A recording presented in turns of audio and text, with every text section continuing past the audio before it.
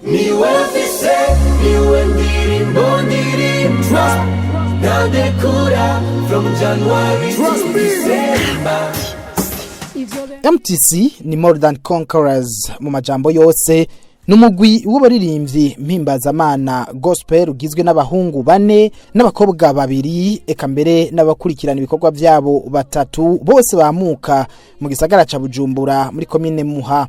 Bashikiriza ko bahisemo kuririmba kugira ngo bakwize ubutumwa bwiza biciye mu mpano yabo yo kuririmba.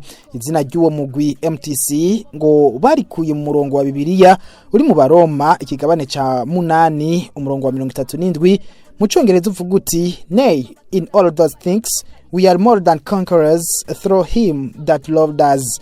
Mu Kirundi twavuga tuti yamara mu bintu byose turabarengeye abatsinzi kubwo wadukunze. Indirimbo z'umugwi MTC ziri cyane mu bwoko bwa hip hop, R&B na rap. Kuva mu mwaka wa 2016 gushika ubu umugwi MTC umaze gukora indirimbo zirenga 25 zigize album zibiri ziri ku rubuga rwabo rwa YouTube no kuzindi mbuga ndandaza muziki na menyekanisha muziki. Mu myaka yose bamaze mu muziki umugwi MTC umaze kuronka ubushimwe butandukanye harimo aka Pamoja Award baronse nk'umugwi wiyerekanye cyane mu mwaka, agashimye kihiganwa Edge Fest mu mwaka wa 2020 ku mugwi mwiza wa gospel muri Afrika y'ubuseruko, hamwe n'agashimye ka AGS Awards ku mugwi mwiza wa gospel w'umwaka.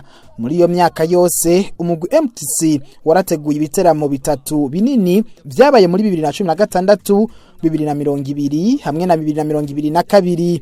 MTC yarazungurutse mu ntara zo mu buraruko bw'u Burundi kandi nka Kayanza, Ngozi na Gitega mu ntumbero yo kuryohera abakunzi bayo.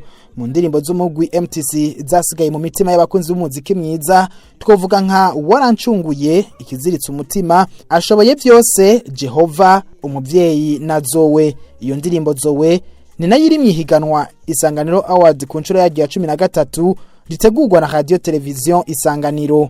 Umugwi MTC ukabukoresha kandi imbuga zose ndandaza muziki na menyekanisha muziki zisanzwe zikora ngaha mu Burundi.